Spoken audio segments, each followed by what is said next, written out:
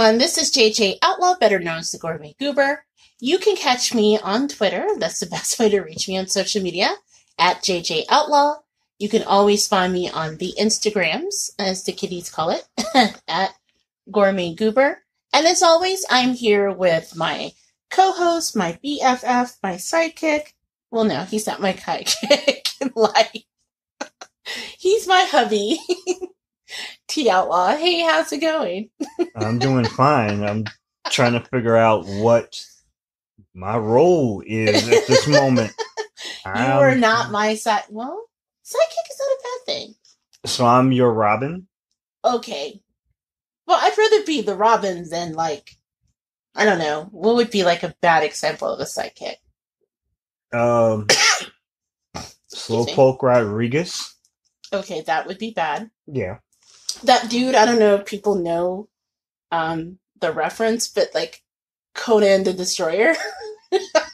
Okay. And the little dude that was his sidekick that, like, kept fucking things up. That would be a bad sidekick. Yes, I do not want to be the guy who just comes in and fucks things up. Okay, so now that I dropped my first F-bomb, where can they find me on social media? You can find me on Twitter at TOutlaw, TOUTLAW, and you can find me on Instagram at TOutlaw Josie Wells, like the movie. And I know that you often say that people can look for you on Facebook, but you rather they not do that. Yep. However, if you do want to find us on Facebook, we do have a Facebook page at the Gourmet Goober blog, which refers to the fact that the Gourmet Goober podcast was once a blog. And you can still see things like old recipes and posts and all sorts of fun stuff if you go to thegourmetgoober.com, which I'm in the process of redesigning. And one more thing, if you wanted to drop us a line at any moment, you can go to thegourmetgoober@gmail.com, drop us a line, and let us know about how you found the show. So, as always, we usually like to start our episodes while talking about how our week went. So, as always, Big Daddy, you go first. How was your week? For the most part, my week was satisfying, but also I like to mourn the the fact that we are just a few days past Halloween, and Halloween around here was not as cool as it used to be, because even though I'm a person who does not open the door, I'm surprised you did when the little kiddies come through, because I'm just going after my father's example, because of the weather and just the temperature, pretty much, and the fact that neither one of us was here because we were both working. Yeah. Halloween was very truncated this year because it just was not a very pleasant time to be around. So, I mean, other than that, I guess, it was just a normal week in the day in life of me. Yeah, I gotta say that was a bummer. Yeah. If you happen to live in the Midwest, you probably had heard the reports that there were some inclement weather all throughout in selected spots. And actually in Chicagoland, where we live, we actually got snow. So where we live, as I like to put it, the south side of Chicago, we didn't get much snow at all. But where my boss lives in northern Chicago, yeah, they got like 4 to 6 inches. It was just insane. So when I left that morning, there was no snow as I was leaving the region. That's what they lovingly call Northwest Indiana. By the time we crossed the border into Chicago, oh yeah, it was a full-fledged snowstorm. In fact, in Humboldt Park, by the time I left, I even took a video on my phone because I couldn't believe it. Like, there was like snow sticking on the ground, and I went outside to help with a donation that I had to pick up, and there was these huge flakes. They were falling fast and heavy. In fact, the person I was talking to, she was just like, look, let's dip out of here because we can't have a conversation because it was so snowy outside. Yeah. But yeah, my week was kind of tedious. There was just a lot of things that were going on right now at work that's rather exhausting.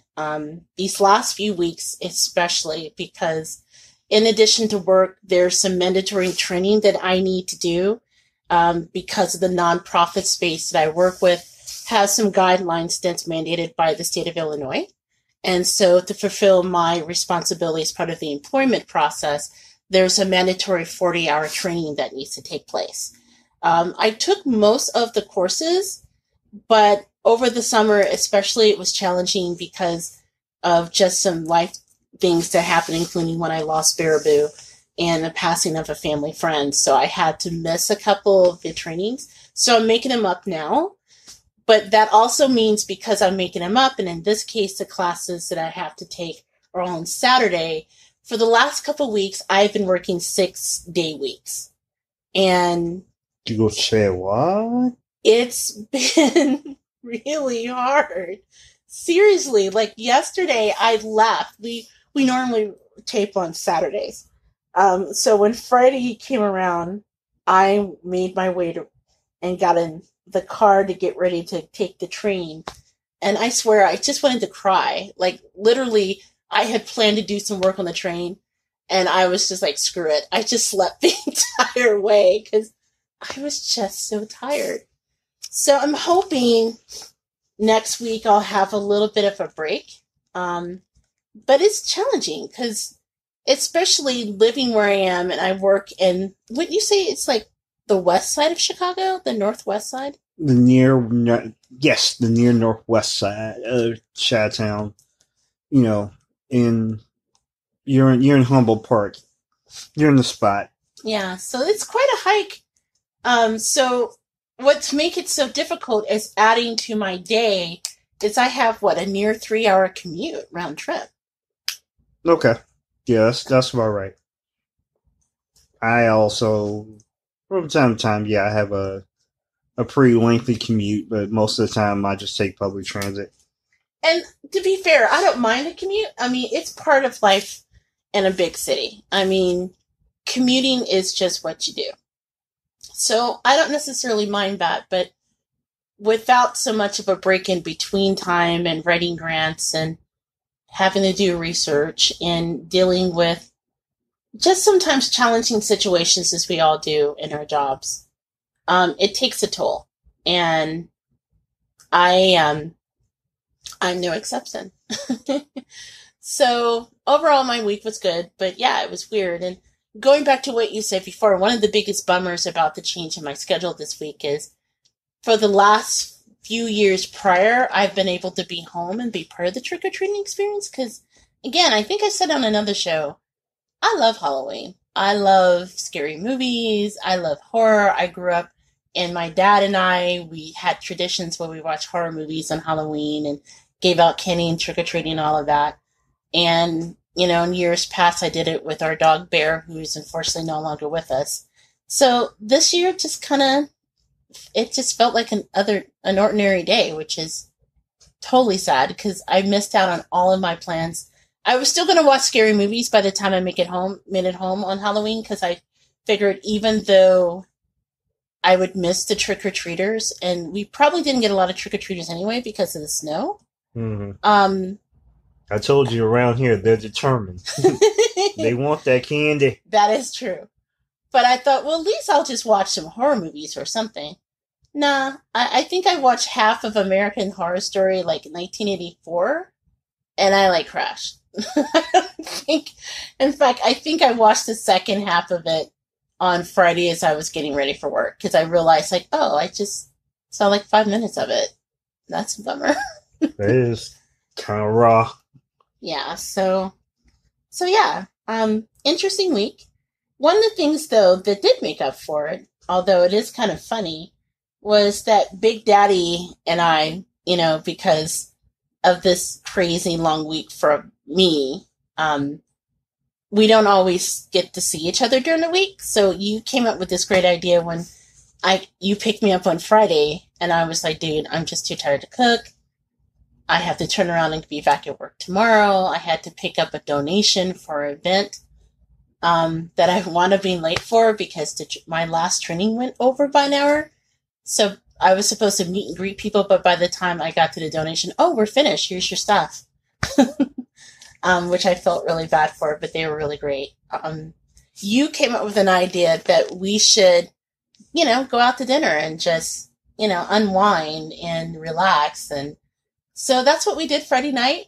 And it was kind of funny because of all places, you thought of going to Olive Garden, which I can't even remember the last time we went to Olive Garden. Can you? No, I mean, it's at least been a solid year. No, it's been longer than a year, Really? at least for me. Because when I walked in, I was just like, oh, I didn't even recognize it.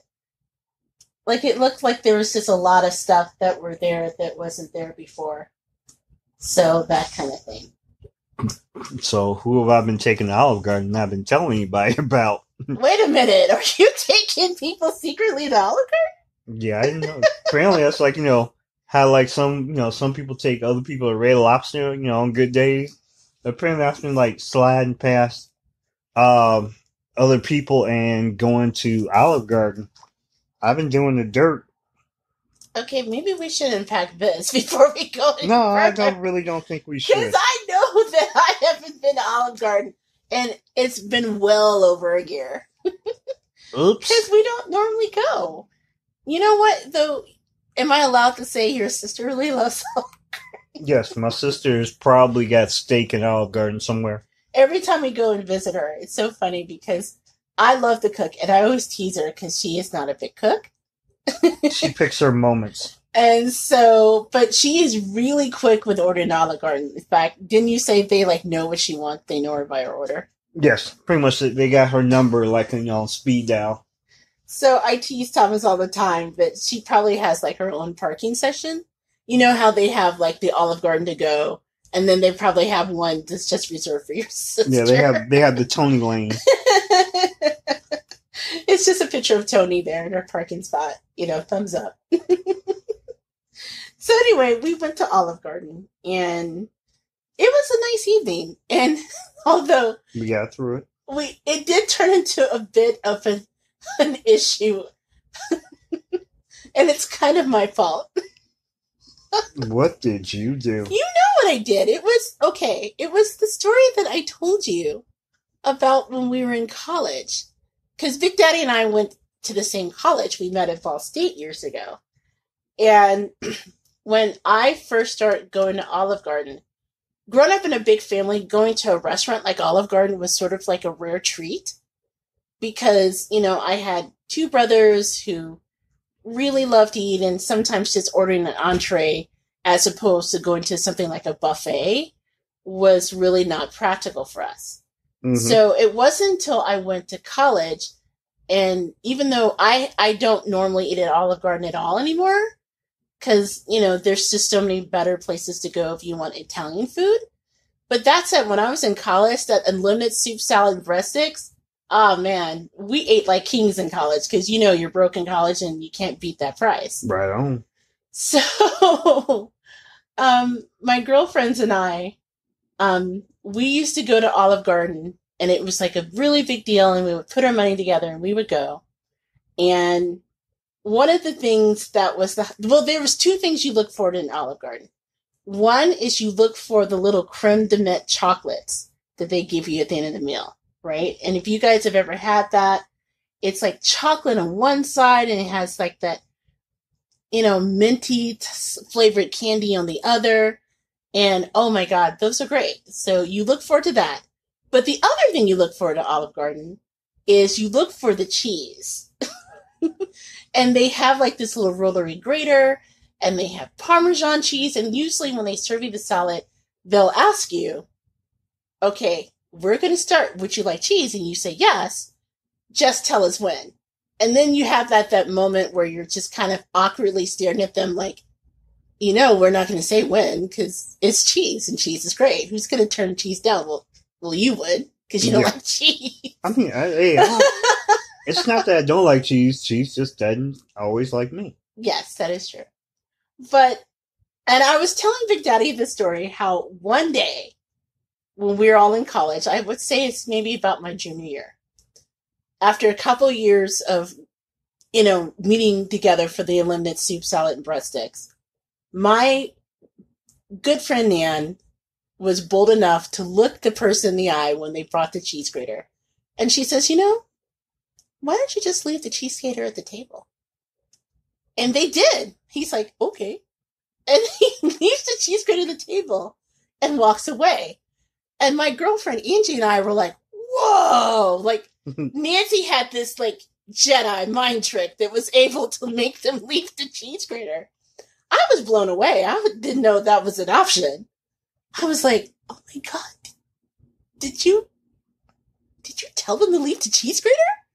And Nan's like, yes, I did. Yeah. She was rather proud of herself. So, and lo and behold, we just thought maybe he was just kidding, right? Mm-hmm. No, he never came back to the cheese grater. So we just happily ate the cheese. It was the best meal ever. And so I told Big Daddy this story while we're at Olive Garden. And I told him how I was always in awe that Nan was able to do that. So about a year later, I think it was our senior year, I was just like, I was at Olive Garden, and I don't remember who I was with. I think it was with like a coworker. I was an RA at the time, and they come by with a cheese grater, and they're like, say when? And I'm like, could you leave the cheese grater? I remember being less forceful than Nan, right? Like, please, sir, can you leave the cheese and walk away? And sure enough, the lady was like, okay. And like left the cheese grater. And I just remember feeling like the baddest bitch in the place. Because I'm like, yes! I got her to leave the cheese grater. So I'm telling him the story during appetizers. I get up to go to the bathroom, and then I come back, and they had brought the dinner in my absence. But then, hilariously enough, there's this plate, right? This separate plate with like a pile of cheese on it. And I was like, the hell? I was like, is there a reason why next to my shrimp skippy, there's a pile of cheese? And you said, remember you tried to get them to leave the cheese? Yeah, I felt compelled, emboldened, if you will, that if she can do it, then I could take a stab at this and say, hey, let me say, hey. And the lady came back. She's dropping off there, and she's like, so would you like any cheese on top of your entree? And I was like, no, I think I'm pretty much good. It's like, well, Goober here was absent. She turns and she says, well, would your wife like some cheese on top of her entree? And I was like, yeah, I think she would. And so she whips out this little plate, and she's like, what do you think? And, she's starting to, dispense the cheese, grating, if you will. And I felt, confident enough to say, hey, no. Just put the grater down and step away slowly. And she said to me, no, we're not allowed to do that. And I'm like, she'll say what? Are you telling me you can't give me the cheese? And she's like, no, I'm sorry, we cannot give you the cheese grater. The cheese grater is at a premium here. We only have so many cheese graters. And I'm like, that ain't my problem.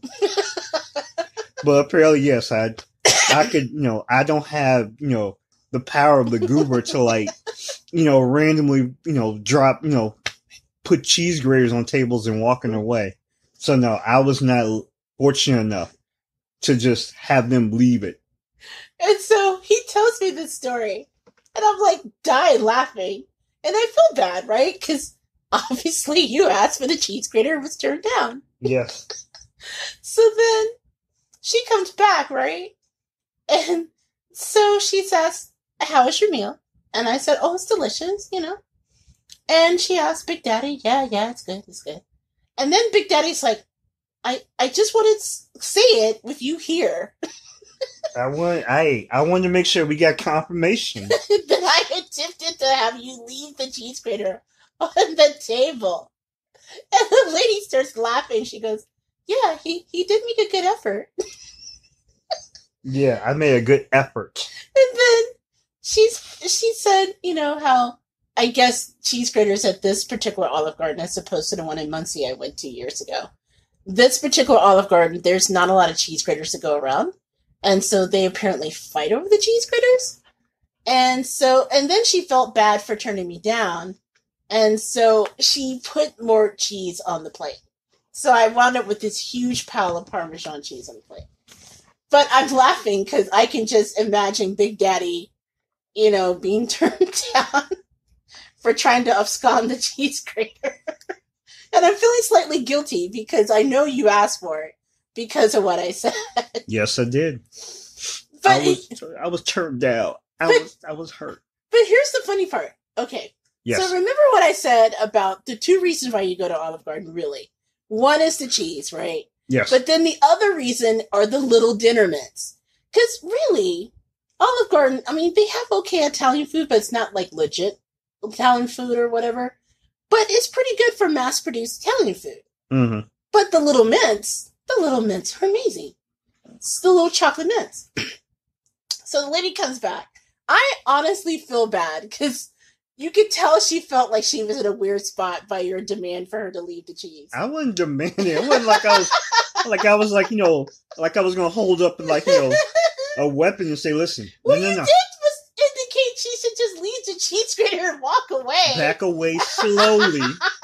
No. For the cheese. Yeah, I was like, hey, put the cheese grater down. Put the cheese grater down and step away slowly. Slowly. But no. Apparently, yes. Dinner mints, whole nother story. So anyway, I thanked her for the meal. And I saw her holding the dinner mints. And I was like, oh my gosh, I almost forgot. I haven't been to Olive Garden in a while. I really love the dinner mints. The dinner mints were the best part. So she has dinner mints that I think she was going to hand out to other tables. And she winds up just saying, oh, thank you for coming. You guys were great. And then she gives me all the dinner mints that are in her hand. So instead of just getting one dinner mint per person, which is what they normally do, I wound up with this wonderful, delicious pile of dinner chocolate mints to take home. And Big Daddy looked at me like, how the hell did you do that? Yes. Okay, no. We gonna bust the game of the goober right now. Somehow the goober has this ability, like this kinetic, psychic ability to talk to certain people and get certain things out of them. Like randomly going and getting, what was it, ranch? Oh, yeah, that one time that we were in a restaurant. Yeah. And we were talking about ranch. And the next thing I know, like someone pops up with a bottle of ranch for us. Or better yet, when we went to Designer Desserts that one time and the person recognized me. Yes. And he said, oh, you normally go to the Valparaiso store because we were at the Cherville store. And they comped me one of the cupcakes. Yeah, they slide a donut on her for free. I'm sorry, a cupcake. I'm sorry. Yes, a cupcake. They slide her an extra cupcake for free. I'm like, wait a minute. I've been here more times than you have. I'm a pretty, I don't know. I like to believe that I have a face that people recognize. Maybe not a pretty face. I'm not like Little Richard Pretty. But I like to believe that people know me. Or they at least know what I look like. But no. Goober walks in. Oh, no. It's the Gourmet Goober. We got to hook up with a cupcake.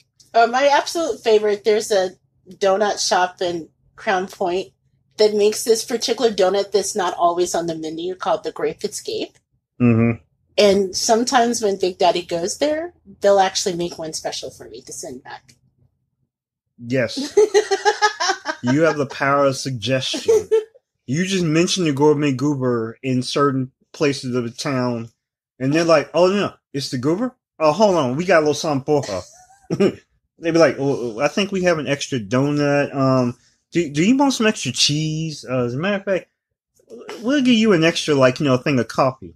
Okay, to be fair, it doesn't happen all the time. And it's kind of weird when it happens, right? And it's sort of weird because I don't really see myself in that space, even though I've been food blogging and covering the area. and, been in the media for a little bit. I Mm-hmm. mean, Mm-hmm. I still think it's kind of weird, but I'm very grateful when it happens, especially with the Grape Escape, because that donut is amazing. But, but yeah, it was just kind of, considering how the attempt to get the cheese went and the fact that we were able to get the chocolates, that was kind of like next level hilarious at that point. And maybe I was just so tired I was slap happy, but I just thought it was just hysterical, especially the look on your face. Yeah, I'm like in shock. Like, okay, this food blogging thing is a nice, sexy little racket. I get to give me a little more deeper into this. I mean, I'm just not getting any respect up in here. Well, I just want to thank everyone in Olive Garden. It was good. Mm-hmm. And for the extra chocolates. And thank you to Big Daddy for the laugh and, more importantly, giving us a chance to reconnect. And yeah, I guess the lesson learned here is be careful who you ask for the extra cheese, because, they may not have it to give. No, you have to hustle them hard. Yes, you do. So before we move on to the next segment, is there anything else you want to share about your week? No, I'm pretty much solid with that. Goober wins. Goober won. Me, zip. Okay, on that note, we're going to take a quick break, and then when we come back, we're going to talk about things that we'd like to share in the What's Eating Us pop culture segment. You're listening to the Gourmet Goober. We'll be right back.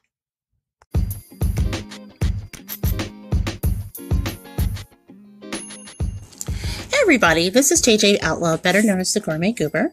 And have you ever thought about starting your own podcast? When I was trying to get this podcast off the ground, I had a lot of questions, like how do I record an episode?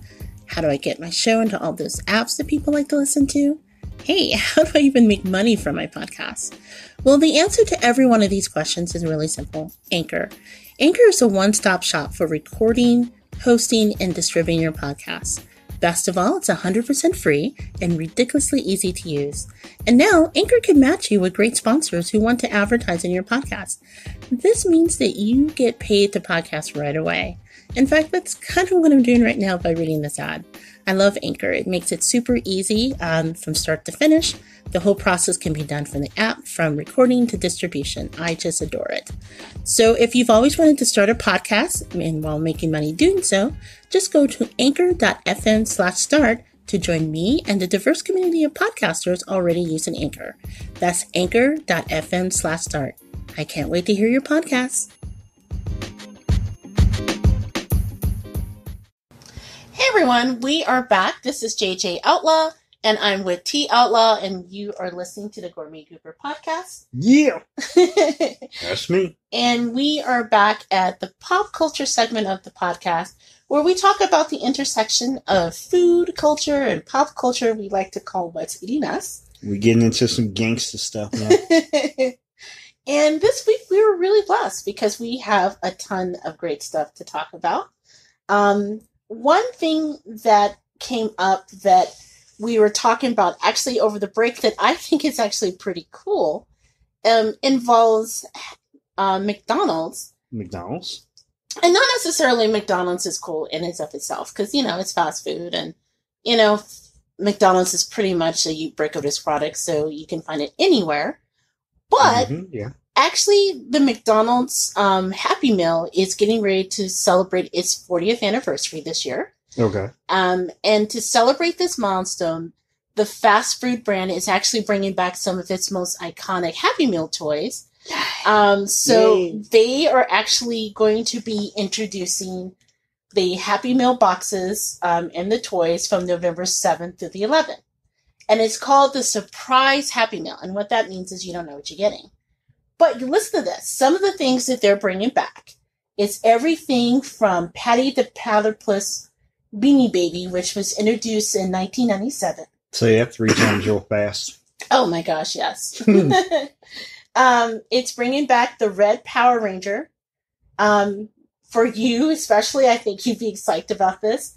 The 1996 Space Jam Bugs Bunny.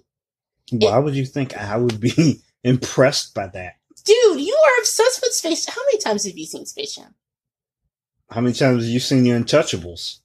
I have seen The Untouchable more than 30 times. I admit that. It's my favorite movie. Okay, maybe I've seen Space Jam about that. Exactly. Okay. Fair enough. I stand corrected. They also have a My Little Pony doll from 1998. Those enormous, really creepy. I always found them creepy. But the Tamagotchi e-pets, you remember those things where they look like the size of a little key fob, right? Okay. And it has like a face of like an animal or a creature on it. The voice of, the face of doom. Yeah, pretty much. Because it's like always like crying for food and everything. It's like supposed to be like, you remember when we were in high school and the experiment where they gave you like a bag of flour or a doll and you're supposed to pretend to take care of it like a baby. Oh, and like the baby egg look bull? Right. The Tamagotchi was like an electric version of this. Mm-hmm. And so it all, like, my sister had one. And I wanted to, like, smash it with a hammer by the time it was done. Because it was, like, always screaming for food or something. I'm just like, dude, can you just be in someone's pocket? Shut up. No, that didn't last long around our area. We were pretty much putting on the railroad tracks. They're even bringing back some toys from the 80s. So they are bringing back Grimace and the Hamburglar, the little dolls from McDonald Land. Remember that? Yes. No word on Birdie the Early Bird, by the way. Which, by the way, Birdie the Early Bird was always my favorite. They are even bringing back, I don't know if you remember from the 80s, but there are like these 3 McNugget characters. So when they first introduced the McDonald's McNuggets back in the 80s, there was one that was dressed like a fireman. Okay. There was one that was dressed like a cowboy. And there was one that was dressed like a mail carrier. There was none that was strippers, right? Well, no, there was none that were strippers. However, I have to say, the cowboy one was ruined forever for me because one of my friends as a child said it looked like he was wearing underwear. The little bandana. The bandana looked like drawers. Yeah, the bandana they put around his neck because where it fell on him, it looked like he was wearing drawers. And after a while, I was like, ew, no one is that. Okay. Now seeing the picture, now I'm like, come on. That does look like underwear. Good Lord. I'm too sexy for my nuggets. Too sexy for these nuggets. Too sexy, look at my chicken. So okay. They're going to introduce a total of 15. What was that song? I had a little Rice There Fred I had to get out of me. What was in dinner for you tonight? You have been especially lively today. I apologize. Hey, brother makes some shrimp Creole. I get a little funky, all right? I'm sorry. But continue, please. So there's going to be a total of 15 toys that'll be available in over 90 countries around the world to celebrate this. But U.S. customers, they'll actually get 2 extra Disney toys that they won't find anywhere else. So one of them, I think, is like the Sorcerer Apprentice Mickey Mouse that came out in 2002 when they re-released Fantasia. Mm-hmm. And the other one, which is a 101 Dalmatian toy, to celebrate its re-release from its original date in theaters back in 1997. Yeah, which is great and all. I'm just more bringing back, some of the classic toys is great and all. Bring back the classic packaging of the, Happy Meal package. That's a good point, because I think in recent years they just put the Happy Meal in bags, which was no fun. But I remember when I was a kid, half the fun was getting the Happy Meal box. Because now they just have, like, this generic box when I do see the box, and it's just, like, a smile on it, which is kind of lame. No, Happy Meals were, like, a whole thing. Remember with, like, the little mazes? Yeah. And little, like, games and puzzles and things you can answer and, like, little jokes? Yeah, even though the kids now are too stupid to get to be able to do the puzzles or whatever games, they would be like, okay, unless it's Fortnite on it, or like, something that they could like, download to their iPhone or something, is probably useless. Yeah, that is kind of a bummer, but they probably would do that. You're right. Yeah, And my maybe big that's thing. why it's not as interesting, you think? Yeah, but that's the thing. Like growing up, like there were iconic things you had to like look forward to when you went to some of the restaurants. Like, of course, the Happy Meal. You go to Burger King, you get like the little crown. Of course, I still want the little crown. Yeah, Sad to say. crown's tight. Every time I see a kid with a crown, I'm like, I want one. Want to be like want to be looking like Biggie Smalls, like my little big BK crown. That was tight. And then like Wendy's, I guess like getting the classic frosty and being able to chill deep with one. I like those. Yeah. But you didn't know to dip your frying in one until you met me. See, there you go. You educated me. Because that's the whole point of getting the frosty is to dip your fry in it. No, my point of getting the frosty was to eat the frosty. Well, yes, of course you eat the frosty, but the icing on the cake is to dip your fry in the frosty. No, I'm like, just like we talked about with my little problem with, keeping things separate but equal. Yes. I like my French fry over here, and I would like my frosty over here. I don't need near the two to coexist as one. Okay, we're not going back into that discussion. I'm a military man. I need a military meal. Now. Okay, LL Cool J from Toys. I'm licking my lips right now. Mm-hmm. Chapstick kids. So anyway, congratulations to McDonald's for the 40th anniversary of the Happy Meal. Hopefully some kids will really enjoy that. I, for one, am like really psyched. I may get the Happy Meal just for the burglar and the grimace. I wish you knew which was in it, right? But I guess part of the fun is not knowing what toy you're going to get. And the good thing is that if they do it that way, the way they're looking to do it as well, which I think is kind of cool, it's like gender neutral. So maybe if you're a kid and you're a boy, you'll get the My Little Pony doll. There's no problem with that. Because I remember when I was a kid, it was very much so separated by gender. Okay. And I remember one time there was like this parent who was like pissed because their son got a Barbie, and I was like, dude, it's a free toy. You didn't pay for that. Shave it and be about your life. Come on, you don't know what's gonna happen to that kid. Yeah, it could be, president of the United States. Yeah, but anyway, that sounds like it's a lot of fun. Speaking of returns, there is one huge return we should all celebrate coming back this weekend. Okay. And that is the return, the Popeyes. The Popeyes chicken sandwich, after being gone off the shelves, because we all collectively as a country ate 7 months of chicken, 7 weeks, what was it, 7 weeks worth of sandwiches in 2 weeks? Yes. So Popeyes is announcing that they're bringing back the sandwich, and they are doing so in a very strategic way. If you may recall, the original hashtag Chicken Wars started when Popeyes were rolling out their first nationwide sandwich release of a sandwich over the summer, and in doing so, began to troll its major competitor in that area of chicken sandwiches, Chick-fil-A, and talking about the sandwich itself. People took sides on social media, feelings were hurt, other restaurants got involved, and was also justly trolled. But in the end, one sandwich proved victorious, and that was the Popeyes chicken sandwich.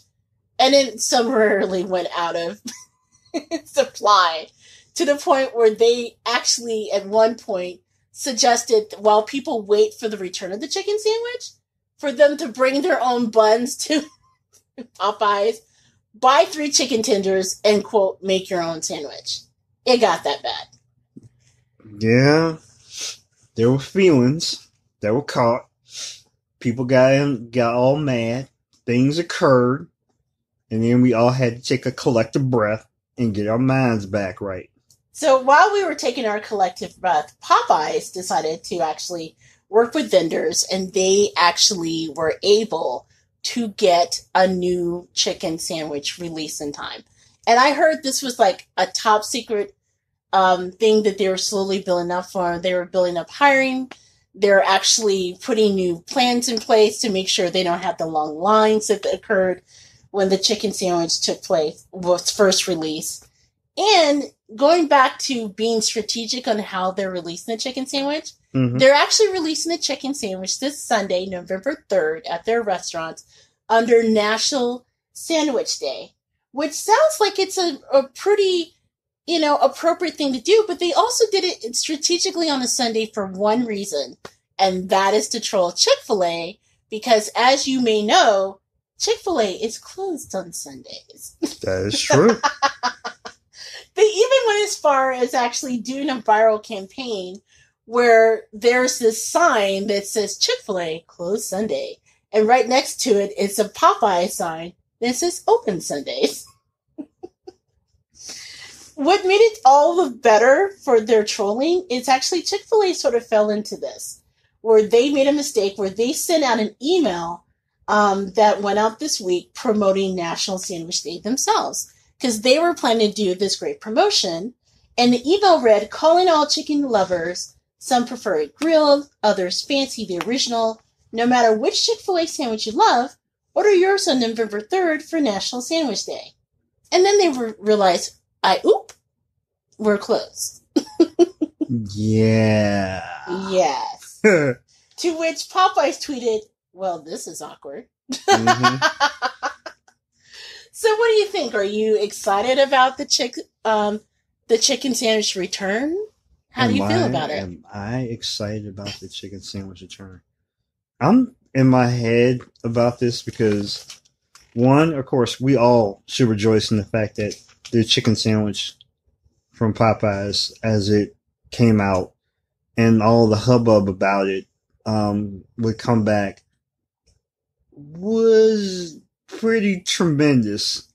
And before, the point in which it ran out, there were only X amount of people that were getting this thing, so I felt special. Like, okay, I did, and other people didn't around me, so I'm like, I'm better than you. Yeah, I know somebody in particular, and I think I talked about her previously on the show, who actually never had a chance to try it, and she was actually in line at this Popeyes chicken that was so bad, they actually shut the front door, and the only way you could order the food was going through the drive-thru, because it was such a huge demand for it. And then what made it so bad was that they actually came to the door and knocked on the doors of the car in the drive-thru, saying, "Hey, if you're here for the chicken sandwich route." So no, don't. How much would that suck? Yeah, because I would be waiting for people. I'll be following people from Popeye's home and be like, listen, so what you gonna do about this chicken sandwich? Be like, so you got a nice little oven right there. So what you gonna do? You gonna hook me up? Come on, hook a brother up. Yes, but my thing is, and this is me being semi-serious.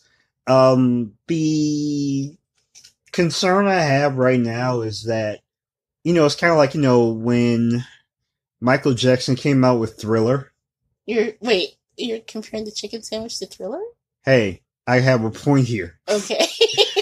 But my contention is because when Michael Jackson came out with Thriller, it was this big, huge boom. It's it took the world by storm. And then they came out with Bad, which is not a bad album. It was a cool ass album. The thing was, it was not Thriller.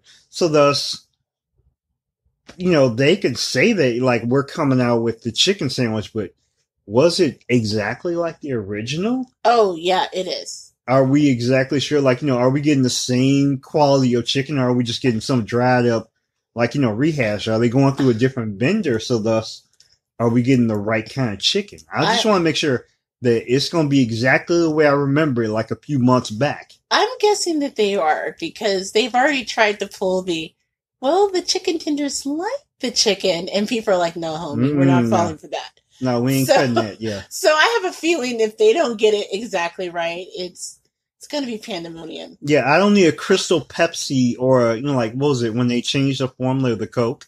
Right.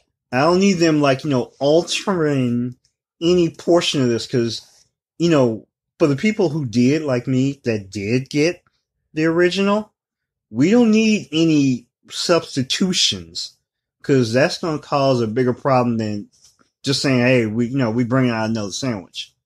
So yeah, I'm excited. I just want to make sure that they bring back the chicken sandwich in the exact form that it came out originally. We don't need any we don't need little playground type movements here. We need the real thing. One thing I gotta say is kudos to Popeyes though for how brilliantly they rolled out this campaign to reintroduce the sandwich. Especially given all the grief that they got as a company when they ran out of chicken. Because, dude, chicken's in your name. How can you run out of a chicken breast? But apparently they did. Yeah. Sorry, go ahead. Oh, no, I was just going to say the fact that they were able to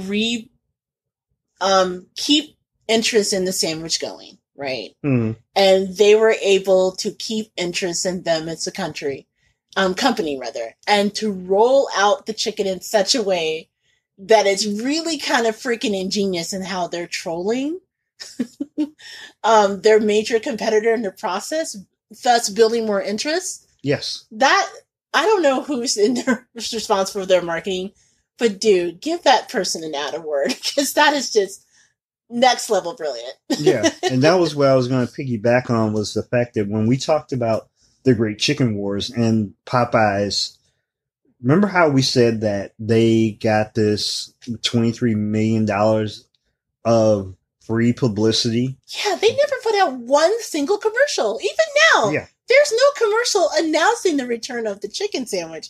We just know. Yeah, it's like, the bat signal was thrown out, and all of a sudden people are like, hold on, the antennas are up, we're paying attention. Wait, what you got there? What you got in that bag, son? And they're like, well, I think we're bringing back the chicken sandwich.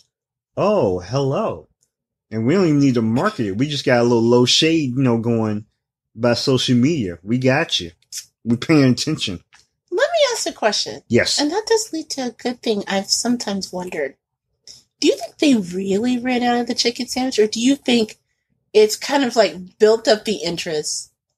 They took it away for a minute so they could have this large, widespread panic, and then bringing it back. Because seriously, that would be the most brilliant marketing troll of all time if they really did it intentionally. I'm not 100% sure that they did not run out of the chicken sandwich because, well, okay. I know that it takes a certain breast material to make this chicken sandwich. Yeah, but there's still chickens out there. Yeah, that's right. There are chickens. Like George Wallace has always said, chickens are the only bird that don't die of natural causes. Right. At least they do very rarely. But for all you nice people out there, okay, it's not like they ran out of chicken, period. It is chicken. There has always been chicken breast. It's just a matter in which they mass produce this to get it into the stores. And it wasn't like they ran out of a 2-piece.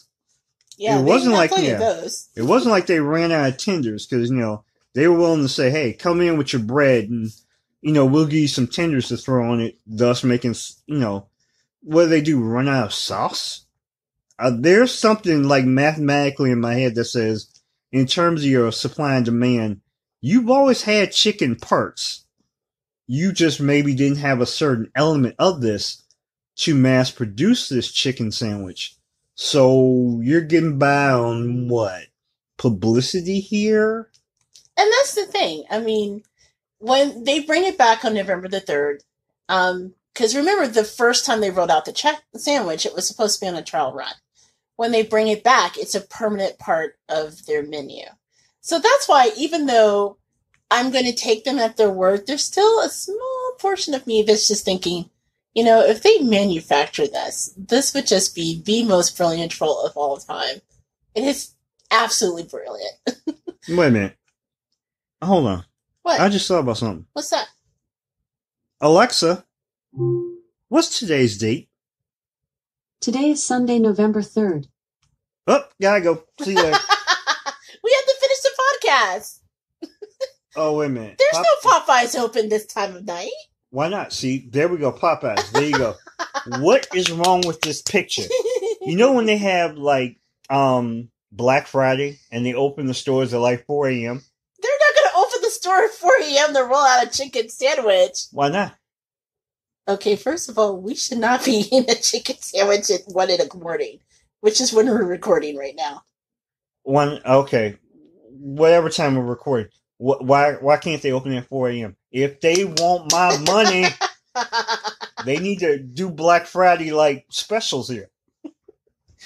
Okay, so on that note, just know that by the time you hear this podcast, the chicken sandwich will be out. So we're asking everybody to please be kind to the people who work at Popeyes. We know, and they know, that you have been waiting for this damn sandwich.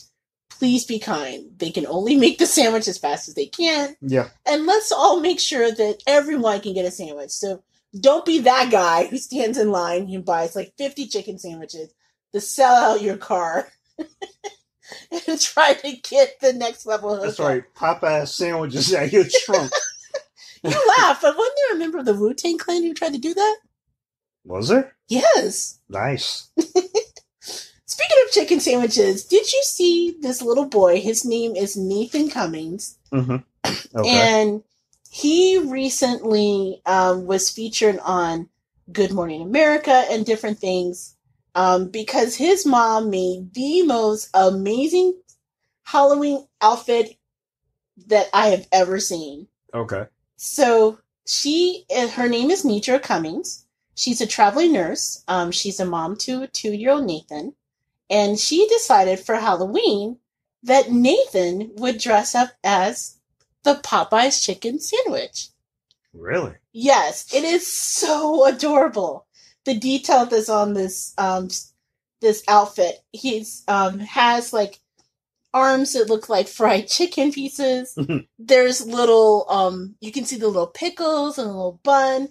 He actually comes in a life-size Popeyes Louisiana kitchen box. And then she's dressed as Chicken Annie, the spokesperson of Popeye's Chicken. Okay, I gotta admit that is spectacular. One, they won Halloween this year. Oh, they won Halloween forever. Okay. And there's a little sign. She took a picture of him. I think you can see it on Instagram.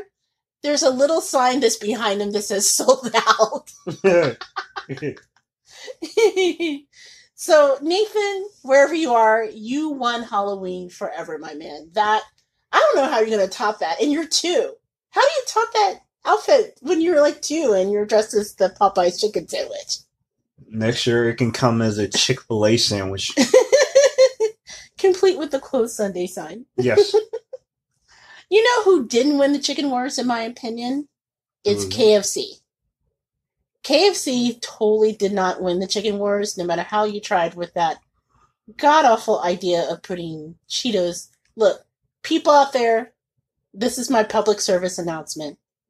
Foodies, non-foodies, I don't care who you are. Cheetos do not belong on everything, people. I don't know who came up with this idea to put Cheetos in a sandwich.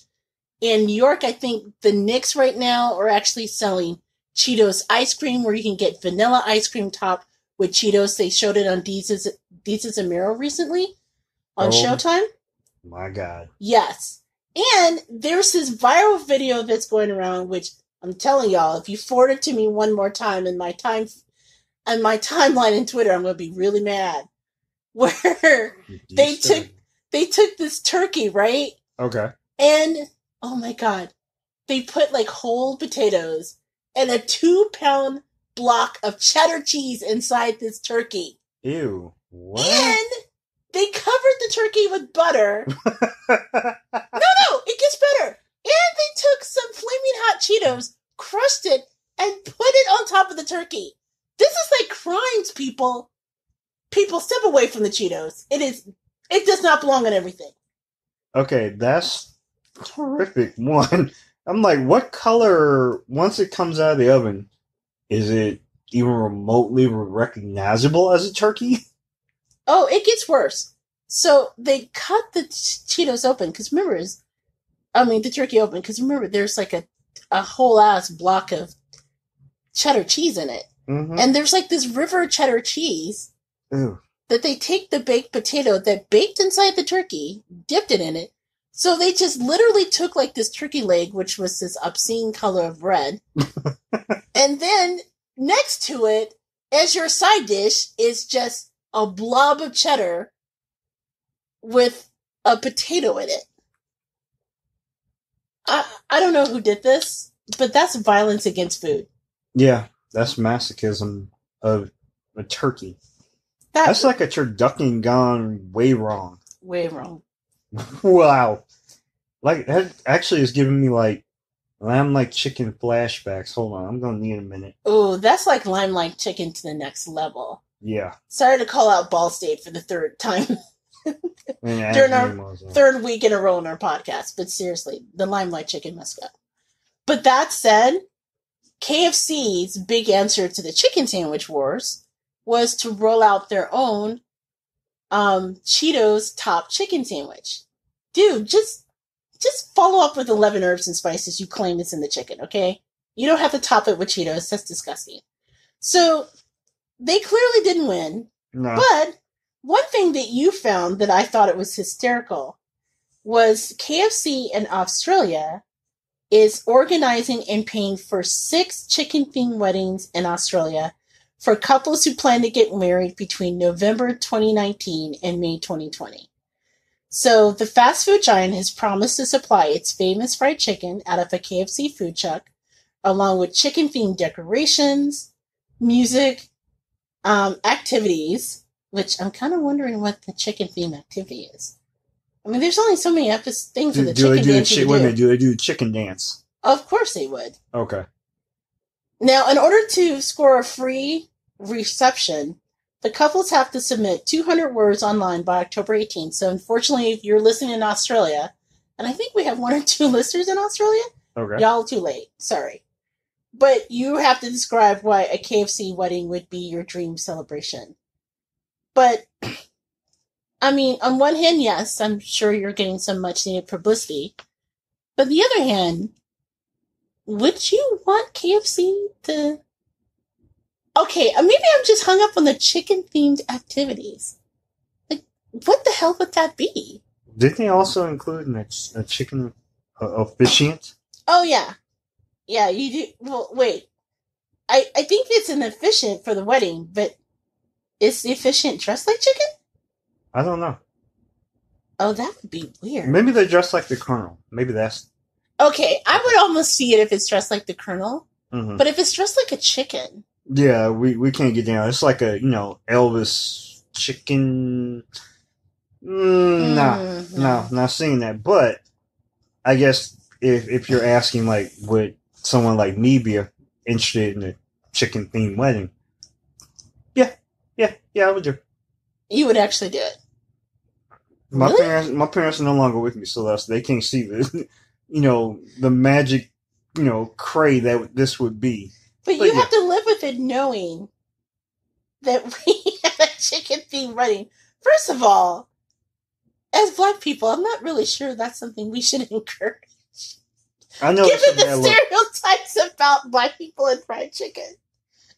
I think that's something deeply disturbing about that. Well, I'm not asking for fuzzy. Yeah, I'm not asking for Fuzzy Zeller's acceptance. But that being said, it's my wedding. It's not like I have to. Plus, I'm like, if KFC is paying for it, I'm there.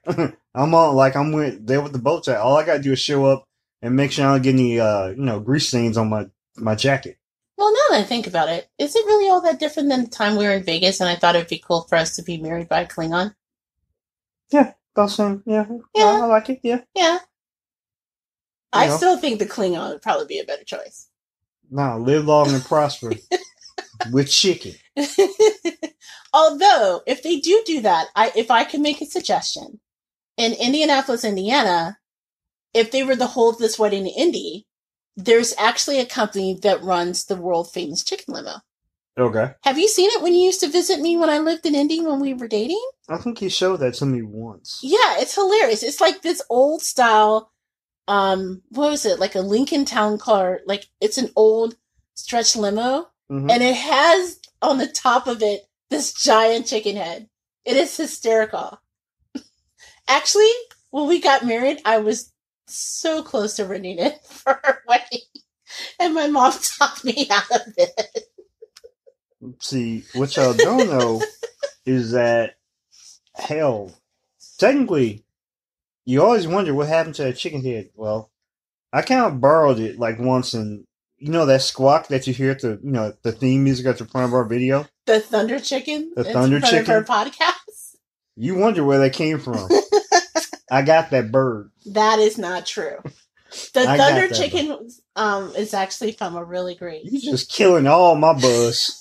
Look, Daptone Records were very kind enough to let us use that song. Yeah. So we're not going to disparage the Thunder Chicken theme song. I'm not disparaging the theme song. I'm just saying part of the bird noise might have come from that limo with the chicken head. Anyway. Well, congratulations to whoever they choose. But I'm telling you, KFC, if you were smart, you would buy the chicken limo and use the chicken limo as part of your promotion. How are they going to get it over there?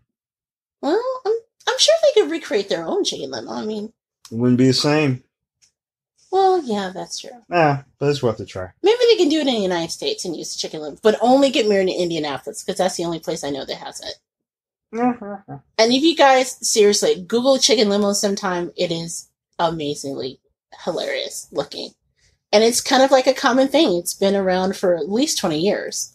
And it's just part of Indianapolis life, because we're weird.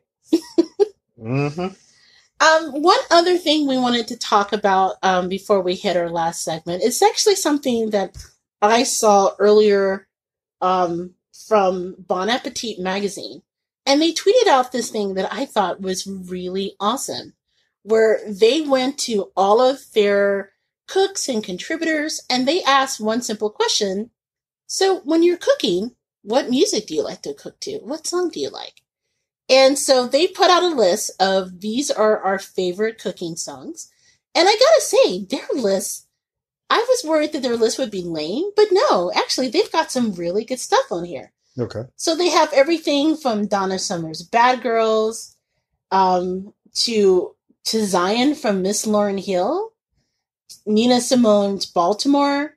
They have one of my all-time favorite songs, Chance the Rapper's Angels. Okay. Off his great mixtape called Coloring Book, which if you haven't heard Coloring Book, seriously, y'all, get your life. It's great. They have Montana Jordan's This Is How We Do It. A great song by the Ramones called Sheena is a Punk Rocker.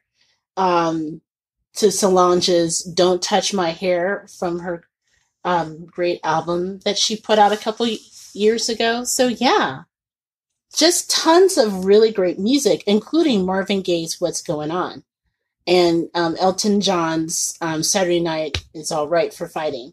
So if you can check out the list, you can go to Bon Appetit. I think I'll put a link to it in the show notes this week. Okay. But yeah, I just... Cool. Kudos to Bon Appetit and the people who work for you. Y'all got good taste. So I wanted to ask Big Daddy, because I know Big Daddy is the aficionado of cooking to music. What did you think of the list, first of all? And two, like, if you could add anything to the list, what type of music would you insist on adding? I think I know the answer, but I'd love to hear it from you. Just so I can, make a fool of myself on wax. Let's start with the Bon Appetit list was actually pretty tight. I was actually very impressed. They did some new school with a lot of old school, and a lot of the choices I very much favor, and it actually does keep your body moving, keeps up everything healthy. For the most part, I have no problem with the list itself.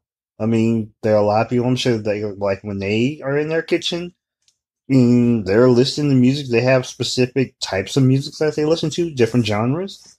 And I like to believe that sometimes, a little bit of country, a little bit of rock and roll, a little bit, everybody has a thing. Mine, of course, will always be, anything before 2006, because I pretty much am lost after that point. But of course, everything starts off with, you gotta have a little James Brown. Oh, yeah. Yeah. You gotta have James moving in the kitchen, like, none of this, like, please, please, please, please don't, no, we don't need none of that. We need to get up on the good foot. We need to, we need to have hot pants. Of course. Payback. You gotta have big payback, sometimes when you're being inappropriate with, certain, pieces of meat, when you're inappropriate touching. I know I'm getting in trouble for that every time, but sometimes, you have to have a good relationship. You have to like keep it on the good foot and keep moving. But yeah, of course, James, maybe a little Bear White, to seduce your food to get ready, to get it ready. Along with that, some Isley Brothers. I'm a big fan of like old school, like the Barcades. The Goober Loves, the Temptations, Four Tops, the Whispers. But at the same time, I'm also a good funk guy. Like, we're having like some good, cameo, not just Word Up, but like Candy.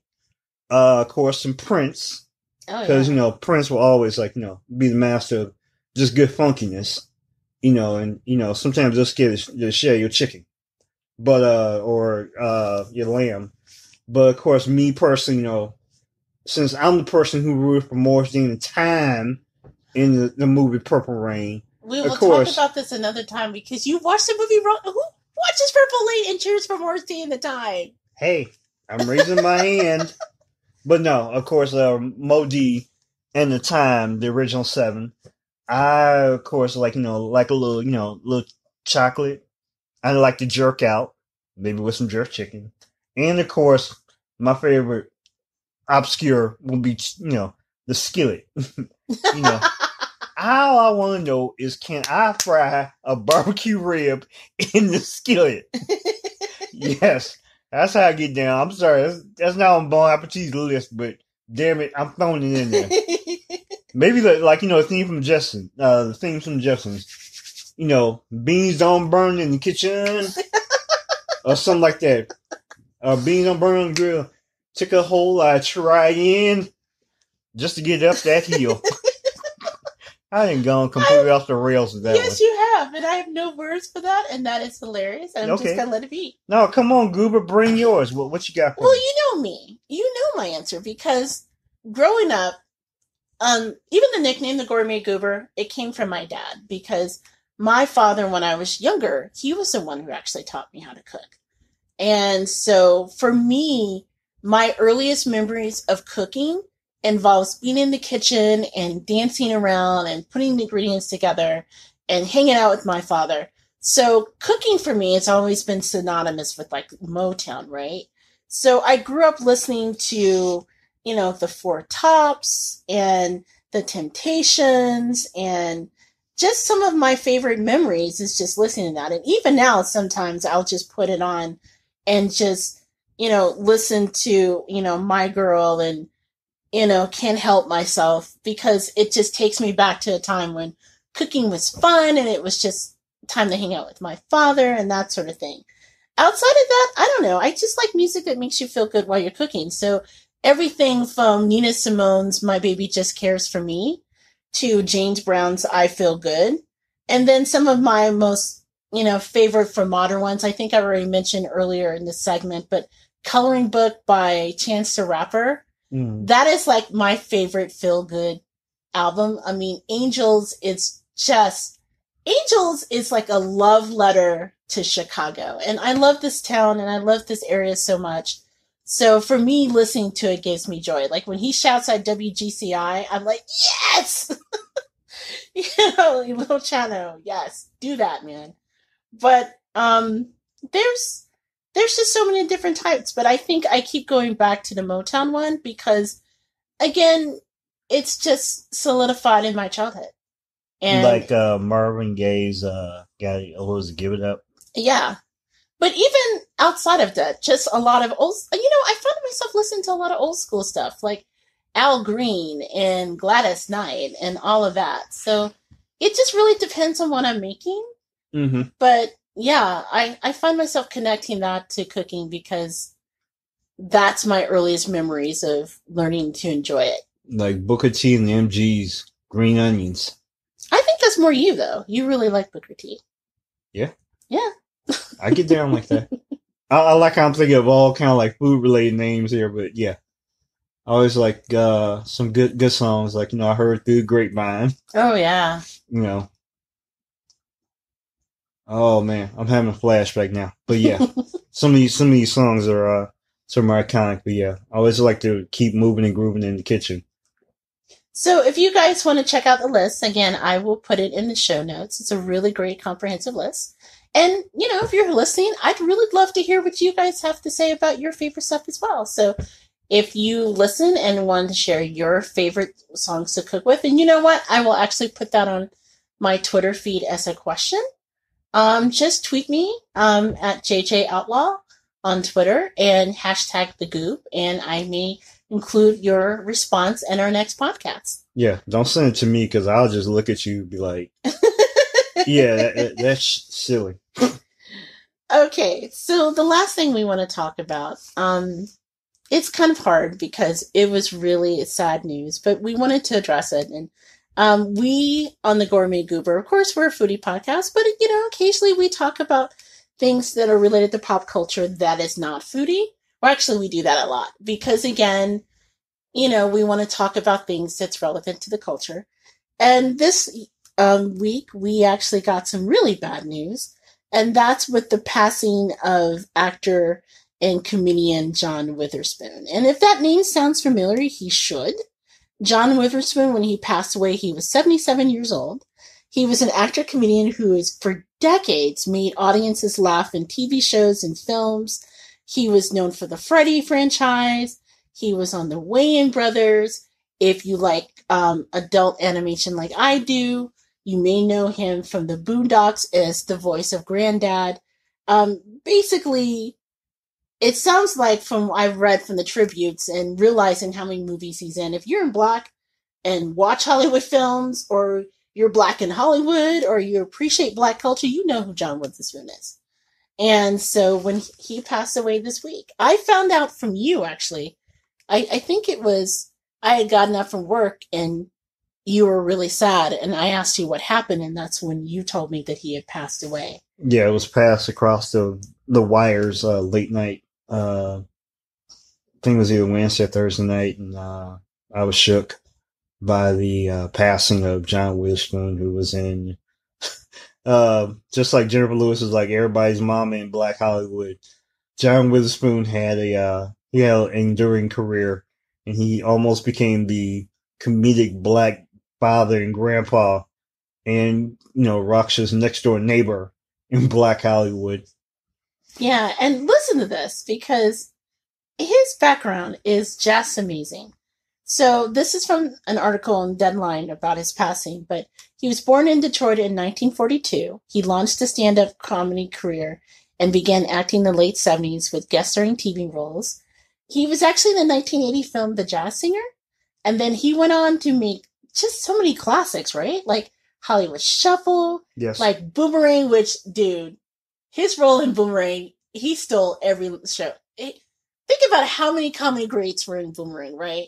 Yes. And he stole every damn thing he was in. Playing David Alan Grier's dad. Yes. Teaching everybody how to coordinate. You gotta learn how to coordinate, like with the mushroom belt, mushroom jacket. And then he opened up the coat and it was mushroom lining. Remember that? That's right. Oh my god, that was hilarious. And then cooked from everything from the root to the tutor. And then he made the most profane line of all time, which was horrifying, because I actually saw that line with my parents, like, oh my god. But at the same time, it was funny as hell. You could not laugh. I'm not even going to say the line. I'm going to let you say it. You're going to let me say? Oh, okay. So now I got to take the bills. Like, Well, your parents didn't mind, apparently, when you saw it. No, my mama minded. My daddy, however, he was laughing his ass off. But yeah, pretty much, yeah. He and his wife, who I think was, I don't know, like, what relation she was to him, but, he was saying, hey, he told Marcus Graham, hey, I heard that, some woman got you pussy whipped. Come on now. Can't do that. Can't try to be pussy whipped. Gotta flip that. Don't be pussy whipped. Whip that pussy. Bang, bang, bang, bang, bang. He said that and I just died. I was like, oh my god. And then I was like, oh, my parents are here. But he was also in Vampire in Brooklyn. Yes. He was in Ladies Man. He was in all the Friday films. He was in House Party. And yes, he was in House Party. He was also in Soul Plane. Oh my God, yes, he was in Soul Plane. He was on the if you are a fan of Cartoon Network, like I said before, he was in the Boondocks, which is so tragic because the Boondocks just announced they were bringing it back with Aaron Magruder and all the original people, including Regina King playing both Huey and Riley Freeman. And so he was supposed to come back as the voice of Granddad when the Boondocks officially came back to HBO Max. The other thing that was like funny because I found out part of it, John Witherspoon's passing was from Regina King's timeline on Twitter. Was I completely forgot up until that point that in not only Regina King playing Huey and Riley Freeman on the Boondocks, he portrayed Granddad, but in the Friday pictures, he was Regina King's dad in the film. Oh my God, you're right. Yeah. Dude, I totally forgot that. Yeah, so it was actually kind of ironic, but kind of cool. And I did not think about that. Yeah, John Witherspoon was everywhere, and he had this amazing gift of making people laugh. And so he will be greatly missed. I don't know how they're going to replace his voice on the Boondocks because his voice is just so familiar. I don't know anyone else who could do it. So I hope that whatever they decide to do, they continue on with the project, that they play him, every bit of a tribute that he deserves because he was just genius in everything he did. And he was just one of those people who just stole every scene he was in. So, yes, he was. But yeah, go ahead. Go ahead. The food link. Oh yeah, I was about to bring that up. But we wanted to thank John Witherspoon for all the incredible things that he has done. And talking about John Witherspoon, I recently learned something really funny about John Witherspoon that you can actually see online right now. John Witherspoon, apparently, in addition to everything else, was a great cook. Yes. And so he put out this YouTube videos. It was called Cooking for Poor People. Yes. And the Cooking for Poor People, he's been putting it out for years off and on. So I think the earliest video was like 9 years ago. Yes. But he has everything from tilapia to chicken wings to meatloaf. I think the last thing he did was gumbo. Which was actually recorded the day of his passing. Oh my God, I didn't know that. Yeah. Wow. So a lot of it was, just him doing his trademark comedy. So you get a chance to see some of his cooking, some of his comedy. I think it's hilarious. The theme song is actually based on a very famous line from Friday about not going to the bathroom for 39 or 30 35, 45 minutes. That is actually the theme song of his cooking show. But yeah, to the end, it sounds like he was just doing really great content in a whole variety of media, and he'll definitely be listed. He will. So shout out to his family.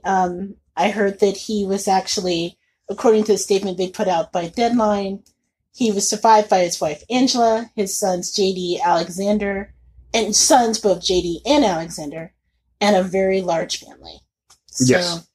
And now the world, we're all his family, at least all of us that were friends of his, that were fans of his. Right.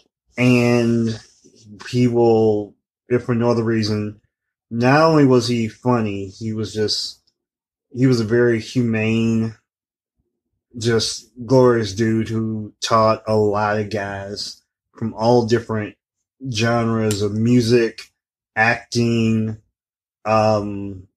just in general, like sports, just kind of helped us all, grow up as young men and women.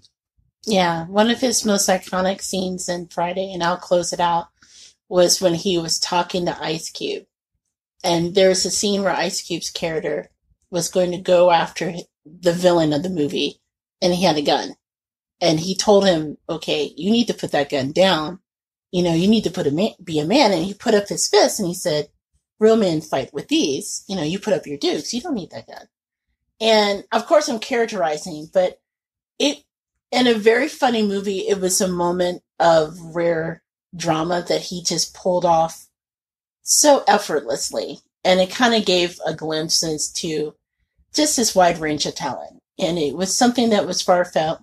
And, you know, Ice Cube, he tweeted that the world will be less funnier without John in it. And I have to agree. So, you know, shout out to John Witherspoon. Thank you for all of the years of incredible decades of laughter. And we will miss you. Yes.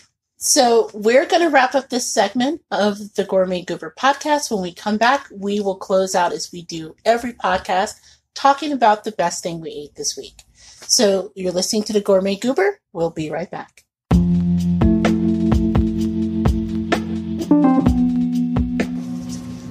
This episode of the Gourmet Goober has been brought to you by Strideline. Strideline is Gourmet Goober's first affiliate sponsor, and we are so glad to have them. It was started by two high school friends 10 years ago who set out to make the world's most comfortable socks. 10 years later, 15 redesigns, and over 5 million socks sold. I have to say they nailed it. And, you know, thousands of customers can't be wrong. In fact, they're favored by professional athletes, people who really care about their footwear. They're even the official socks of Marshawn Lynch. You know, that Marshawn Lynch beast mode. So go to strideline.com and check out their selection. And the great thing is, you can use offer code GGOOBER, that's GGOOBER, and get 10% off your own order of Strideline. Hey, we are so proud to bring them on here as a sponsor. And I don't care if you're a pro athlete, weekend warrior, you just like having comfortable socks. Everyone can use them. So go to strideline.com, use the offer code, and get that discount today. You can save 10%. The best part, you can take advantage of it, but gotta hurry because the discount officially ends on November 30th. So strideline.com, offer code GGOOBER. Thanks, Strideline, for sponsoring the Gourmet Goober. I'm so proud to be a brand ambassador. Now back to the show.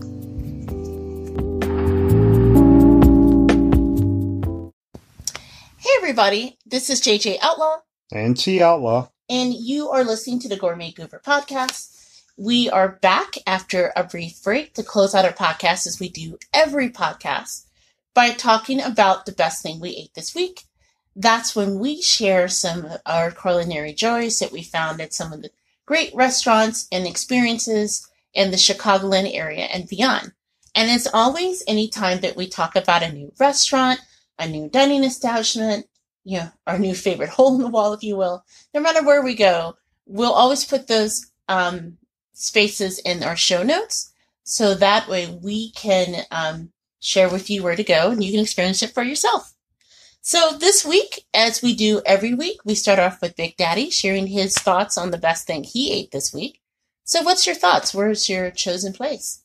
Well, in my little neck of the woods, I happened to across an establishment in the Loop, really not by accident. On Wednesday, I went out on the way to work, and I happened to come across a cafeteria-like establishment called, I completely forgot the name of the place. Isn't it Cafecito? Thank were telling you. me about. Yes. I think we've been doing this for a little while, so bear with me. Yes, I came across a place called Cafecito, and I went in there looking for a traditional Cubano sandwich, Cuban style made, and by accident I came across and partook of a dish called guabacue, which is basically like a Cubano sandwich, but with a little bit more spice and made from barbecue pork and with pickles and coleslaw. I'm not like a coleslaw nor a pickle person, but this was one hell of a dish. I must say, it was quite tasty. Was it pressed like a Cuban sandwich? Yes, there was. Oh my gosh, that is the best part. And if you guys aren't familiar with Cuban sandwiches, they are amazing. They're made with pulled pork and different types of pork, and it's between two slices of Cuban bread. Usually comes with cheese, pickles, and then when I refer to press, it's kind of like with a panini press where you put it between two hot plates and cook it that way so everything is all nice and toasty and melty and delicious. And yeah, there is nothing like a pressed Cuban sandwich, but I never thought to eat it with like barbecued meat. Yeah, I mean, it's basically like, it's basically like a Cubano sandwich, straight Cuban dish, but it had, the pork was a little bit more barbecue flavored. That sounds really, really good. Mm. And you said you went to the one on the loop or just off the loop? Yeah, it was in the loop on Wells. Okay. But I've heard of Cafecito rather. Cafecito, I've heard of that before. A good friend of mine recommended it because I used to live in Tampa after grad school, and I became obsessed with the Cuban food that you find in Ybor City. So like every time I come and visit my friends, the first thing they know is just like, dude, take me to Ybor so I can get a good Cuban sandwich and some Cuban coffee. Yes. And so I've been looking for a really good place ever since I moved back up north to kind of feed that like craving every so often. So would this satisfy that craving? I think it would take a good shot. Good. Ooh, I can't wait to try this place. This is really cool. And I understand Cafecito actually has multiple locations, right? Yes, they do. They just opened a new spot on Fullerton. Oh, cool. Well, again, all of these locations are in the Chicagoland area. So for those of you who come to the Windy City and want to try Cafecito among some of the other must-see places in the area, we will put the details in the show notes so you can check it out for yourself. Before I get to mine, I was just thinking, how would you feel about doing a podcast? Because a lot of what we recommend on like the best thing we ate are in Chicagoland, and we should like totally do a show that's like dedicated to like must-eats places in Chicago. Wouldn't it be cool? Yeah, it'd be worth taking a shot. I'm always up for going to different places and partaking of different meats, and cheeses, and culinary dishes. You know what? We should like come up with our own award system or something, kind of like that crazy award that like what's it? Is it the Post Tribune gives out awards every year for like the places you go eat, and then usually these are like bougie places that are all in one place anyway. Yes, of course we won't be doing the bougies. I don't know, the bougie awards. That would be kind of awesome. But the bougie. The bougie. The one pinky finger in the air award. One pinky finger in the air award. Yeah. Well, I was just thinking of something simple, like we could call them the goobers or something. We call it the goobers. We can even like give the restaurants a sticker that says goober approved, and it'll be like us with our thumbs up or something stupid. That's right. But yeah, we should like totally do that. That should be fun. So yeah, look for that, you guys. I think that might be something we'll do. To make it hot. Well, my choice for the best thing I ate this week is actually something a little bit closer to home. Big Daddy, although I do the majority of the cooking, and that's because I just really love to cook. Big Daddy and we usually have an agreement that on his days off, he makes dinner for me. Or I find a local pizza joint. He finds a local pizza joint or our favorite Euro place in order to hook us up with some Euros. Or the fried chicken joint right down the street. Yeah, they kind of know us. It's kind of embarrassing. I'm on speed dial. They like know us as soon as we put in our order. I call in, oh, are you ordering for yourself? Yeah. You're getting the gizzards, right? Lemon pepper? Yeah. You ordering for your husband and you? Wings, lemon pepper, right? Pizza puff? Yeah. Yeah. Real pizza puff, dog. So anyway, now that we've shared our very sad... The original pizza puff, dog. The original Pizza Puff is not a sponsor, so repeating that it's not helping us any. I can always try. If you're listening, hook me up, dog. My favorite thing for the best thing I ate this week was actually Big Daddy's Grandma Brown's Who? shrimp. Grandma Brown's? I said Brown's. Brown. Grandma Brown's shrimp Creole. And it's a dish that he has made on multiple occasions. It's really, really delicious. He makes it from scratch, from the shrimp to the sauce. He actually adds bacon to this to the shrimp Creole, which is something that you normally don't get in a shrimp Creole. So the bacon just adds an extra layer of smokiness to the already delicious tomato sauce. Bacon makes everything sexy. Well, yes, it does. Yes. And it is really, really a delicious treat. And this has been a particularly hard week, I think I alluded to earlier. Seriously, today has been my first day off in about 6 days, and I was exhausted. I was actually going to work on some projects for work for tomorrow, but I'll be honest, I just slept most of the day because I was just really tired. So having the shrimp Creole was just like the highlight of our week. So I will not be sharing the recipe because it's kind of like a guarded secret. That's right. And part of it is because you make it up as you go along. Although you do have a base recipe. I do have a base. But at the same time, no one else needs to know. Even my father-in-law doesn't have the real recipe. Wait, you didn't give my daddy the real recipe? I gave him... he listens to this podcast, right? I gave him the Google recipe. Okay. First of all, let me just give you some background information.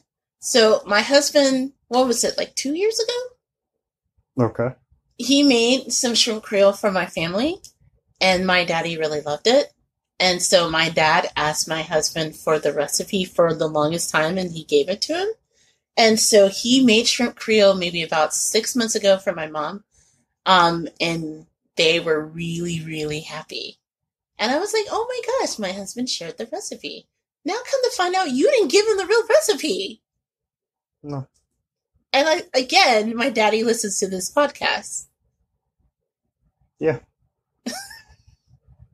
Okay, have fun at Thanksgiving. That's all I gotta say. If I have to sit out in the garage and eat my turkey. You will be out in the garage. It was a good try. No, we're just gonna say he got the recipe. Mm-hmm. Thumbs up. Wait a minute. I'm not gonna edit this out. The secret is out. No, he got the recipe. No. You left some things out. Your father liked the dish that he made, did he not? Yeah, but that's not your Grandma Brown's recipe. He wanted the recipe you Your made. dad took it and he made it his own. That's all it needs to happen. All right, we're gonna have to take this offline. No, we don't. Yes, we do. No, we really don't. We're good. Yes, we do. We're keeping it real. See, you could have just kept the recipe secret if that was the case. Like, I've never told anyone the secret of my Grandma Edeline's gumbo. Still waiting on it. Okay, stop. We will take that offline, okay? But we have the okra. It's in the freezer. I just need to get it out the freezer. Shut up. So anyway. From the freezer to the pot to my belly. The shrimp Creole was really good. Yes, it was good. Even though he tricked my dad and gave him a different recipe. Shame on you. Bait and switch, kids.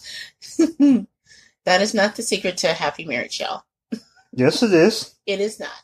So anyway, on this note, we're gonna wrap up this episode of the Gourmet Goober. Where can they find you, you non-recipe sharing person? Well, you can find me, Captain Switcher Recipe on Twitter at TOutlaw. And you can find me on Instagram at TOutlaw Josie Wells, like the movie. And you can always find me on the Twitter. That's the best way to get a hold of me, at JJ Outlaw. I'm also on Instagram at Gourmet Goober. And you can drop us a line at thegourmetgoober@gmail.com or visit our website at thegourmetgoober.com. One more thing before letting you guys go. I don't remember if I mentioned this earlier in the podcast, but just in case I didn't, Plum Good, which is our parent company, Plum Good Media, has a YouTube page. And you can actually, if you are so inclined, if you know someone who is not really big on the downloads or listening to podcasts, but they still love the YouTubes, now you can catch all the episodes of The Gourmet Goober on the YouTube page. Just go to YouTube and you can look up Plum Good Media, and good is spelled Goode. So Plum Good Media, you can catch all of our episodes, so be sure to support us there as well. So on behalf of myself and Big Daddy, who, again, dude, you didn't give the recipe to my dad? I gave your dad the recipe. No, you didn't. You just confessed you didn't. I gave him the recipe. And you know what? My brother listens to this podcast, too. So my brother will tell my dad. No, you didn't have to tell him. Remember, I put bacon in mine, so thus your brother doesn't like bacon, so I think we're good. You will still snitch. You know what happens to snitches, right? So on behalf of the Gourmet Goober, until next time, happy eating. Happy eating.